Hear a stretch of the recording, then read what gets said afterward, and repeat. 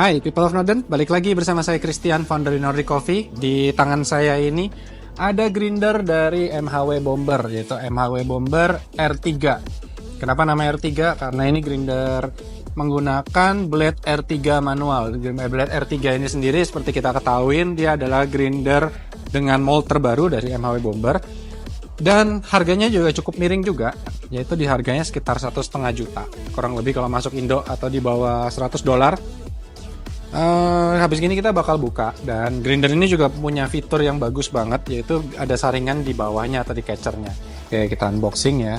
Nah, di sini nih dia ada manual instructionnya yang lumayan tebal juga dari berbagai bahasa. Jadi sepertinya dia mengincar market global.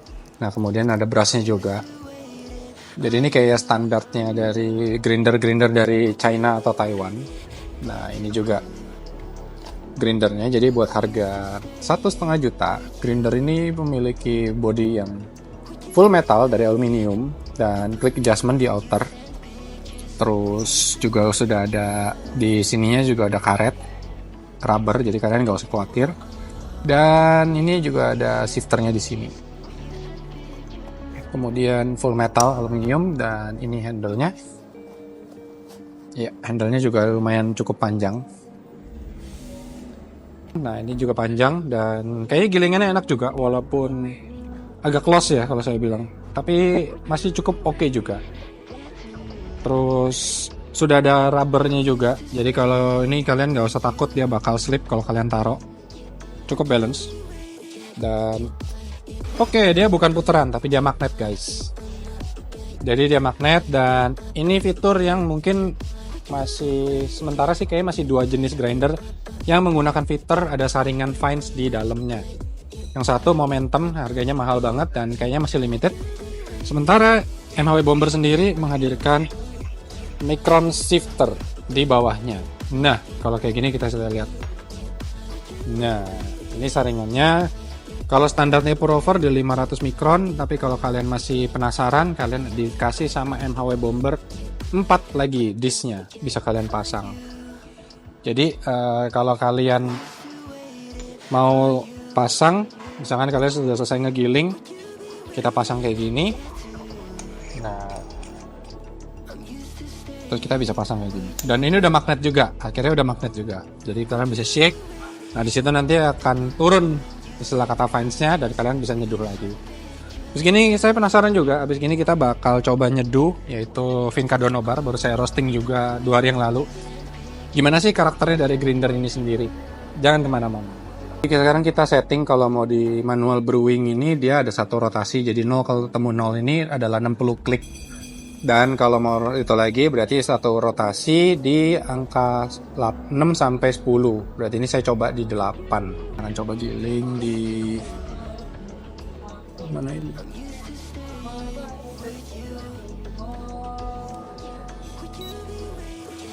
Kurang lebih kita bakal giling 14 gram. Kita akan hitung waktunya juga.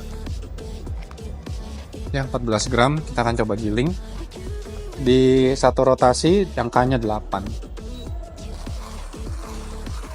Oke, kalau pengalaman gilingnya sendiri lumayan smooth dan empuk ya. Kalau kalian lihat sendiri, mungkin karena desain burnya yang katanya R3 blade grinder, katanya desain bur terbaru. Tapi kalau saya merasa sendiri kayaknya sama Timor S3 dia masih lebih smoothan Timor S3, kayak lebih ngegigit gitu. Sementara kalau ini tuh masih ada retensinya sedikit, agak keras sedikit. Dan cukup selesai juga di 25 second. Cukup cepet juga, dan kita bakal lihat. Oke guys, jadi kalau kita lihat sendiri ya, ini masih kita lihat sendiri ya, dia masih ada istilah kata kayak ada apa statik-statiknya, dan mungkin karena jaraknya masih kurang rapat, jadi dia masih istilah kata nempel di luar-luarnya gitu. Kita cobain.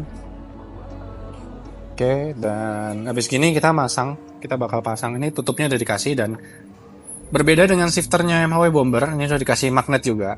Mungkin dia dengerin juga masukannya dari yang dulu kita review shifternya. Kemudian kita akan kocok selama 30 second. Atau yang lagi ngetren sekarang blind shaker. 1, 2, 3, 4, 5, 6, 7.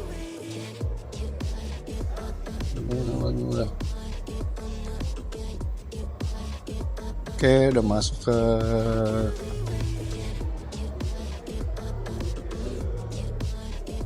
terus kita bakal ngeliat kurang lebih kesaring berapa banyak sih kurang lebih. Oke, ini udah selesai. Habis ini kita bakal pindahin ke wadah lain untuk ngeliat. Ini masih kencang juga. Oke, dari 14 gram fines-nya akan kesaring 13,8, jadi mungkin sekitar 0,2 gram fines yang kesaring. Nggak terlalu banyak juga ya, atau mungkin karena dia pakai di 500 mikron.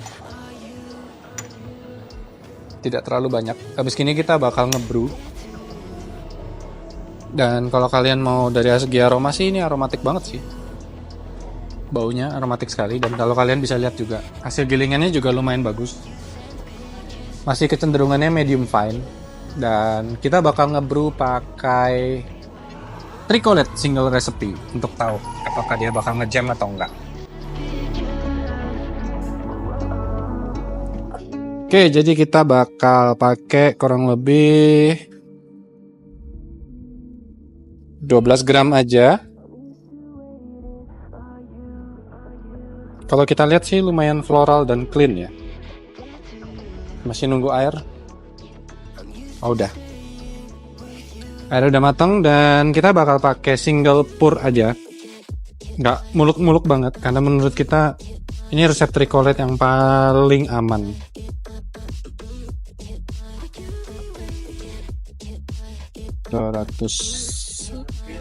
Sampai 230. Oke, 230 dan pouringnya udah selesai. Ini kita tinggal goyang-goyang sedikit.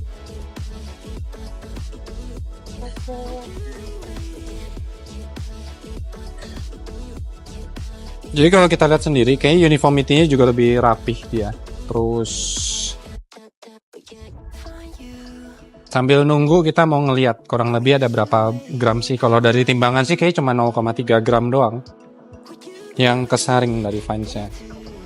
Kita masih belum tahu apakah memang grinder ini produksi fines-nya minim atau memang karena dari desainnya masih ada flow jadi dia tidak bisa nyaring semua fines-nya ke bawah. Oke, masih ini. Dan ini masih kita lihat sendiri ya. Ya, nggak terlalu banyak guys. Tidak terlalu banyak fines-nya. Jadi kalau kita lihat sendiri, dia memang itu cuma sekitar 0,3 gram yang turun. Tapi kalau kita lihat sendiri dari Tricolet-nya sendiri sih flow rate-nya masih lumayan cepat. Jadi atau mungkin grinder ini tidak memproduksi fines yang banyak, kita masih belum tahu. Jadi kalau mau konklusinya adalah kita bakal nyobain pakai catcher ini terus kita shake. Kalau pakai grinder yang lain bagaimana? Dan alirannya itu walaupun gilingannya tadi sekilas kayak masih cenderungannya lebih ini ya, kayak apa? Tadi lebih halus dibandingkan yang saya kira di ukuran size ini. Jadi kalau saya mungkin mau pakai gilingan lagi, saya akan kasarin mungkin 1 klik lagi atau tambahin mungkin di 9, ini akan lebih ideal. Kayaknya begitu. Dan statiknya juga lumayan banyak juga di sekeliling ini. Dan ini jaraknya terlalu dalam. Jadi kalau kita pasang, nah kayak gini, dia tuh masih ada gap yang bikin grinder ini akhirnya pada saat kita buka tadi, nah itu tadi bisa kita lihat sendiri groundnya masih nempel. Oke, ini sudah hampir selesai di 12 gram 230, udah selesai di waktu 2 menit 50 detik. Kalau kita lihat sendiri kayaknya masih ideal waktunya. Dan walaupun hasil ekstrak, kalau dari segi aroma sih aromanya aromatik banget ya. Manis, terus kayak ada buah tropical, mungkin kayak melon atau kayak strawberry. Pokoknya non saya kayak bunga buah-buahan yang manis dan mellow, mungkin kayak leci, longan, watermelon, melon. Dan cukup kompleks juga dari segi aromanya. Habis ini kita bakal taste rasanya gimana. Sekarang kita bakal nyoba kopi Simca Don Obar Sunda.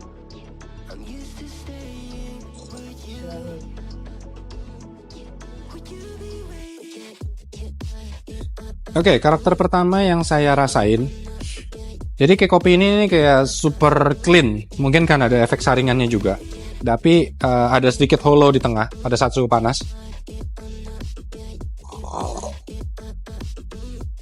Baru pada saat sipan kedua dia mulai muncul buah-buahan. Karakternya kayak buah-buahan yang matang.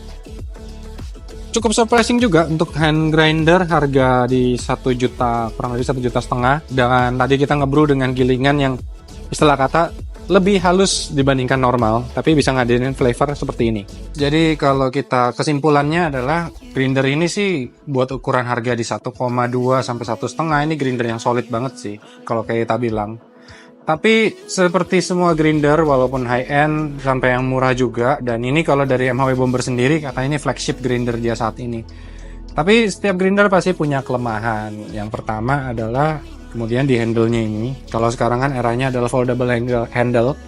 Jadi seperti Timor Chestnut yang S3 istilah kata. Kenapa namanya R3 atau S3? Mungkin mereka janjian atau gimana, nggak ngerti juga. Dan kalau sekarang ini kan eranya ini, grindernya bisa dilipat. Nah, dia sendiri masih belum menghadirkan foldable handle.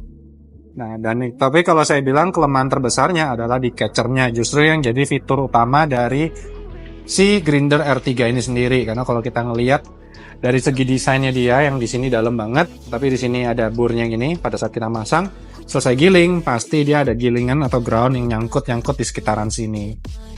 Gitu. Kemudian kita juga tidak menemukan ada istilah katakan kita baru 500 mikron ya. Mungkin kalau nanti pakai bolongan yang lebih gede lagi, mungkin yang kesaring akan lebih banyak. Contohnya dibawain istilah kata 1000. Ini kan bolongannya lebih besar-besar, 600. Mungkin kalau dipakai gilingan yang 600 mikron ini akan lebih banyak fines yang turun. Sementara kalau kita tadi pakai rekomendasinya kalau filter pakai 500 mikron, tadi cuma turun sekitar 0,3 gram lah kurang lebih.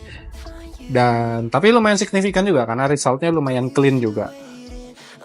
Kalau dari sensasi gilingnya sendiri, kalau kita bilang nih cukup hitungannya smooth, tapi dibilang smooth banget juga enggak. Tapi kalau disuruh milih antara S3, saya merasa S3 ini lebih menggigit gilingannya. Tapi cukup inovatif juga daripada kita beli istilah kata ya, momentum grinder yang mungkin harganya lebih mahal karena dia dual grinder dan bawahnya ada shifternya juga. MHW Bomber sendiri ini diklaim memiliki particle size-nya yang sangat uniform. Ya kurang lebih begitu aja, kurang lebih dari grinder ini. Apakah grinder ini layak dikoleksi? Ya menurut saya sangat layak ya. Karena dia punya fitur segudang, terus bodinya juga udah full metal, harga cuma segitu, dan kita lihat sendiri boxnya juga bukan box yang ecek-ecek istilah kata. Dan yang pasti sih, mungkin ini bisa jadi fitur yang menarik juga untuk hand grinder dari China ke depannya. Kurang lebih gitu aja. Kalau kalian ada yang mau ditanyain atau ada tools yang mau di-review, bisa like, subscribe, komen di bawah. Sampai jumpa di video berikutnya.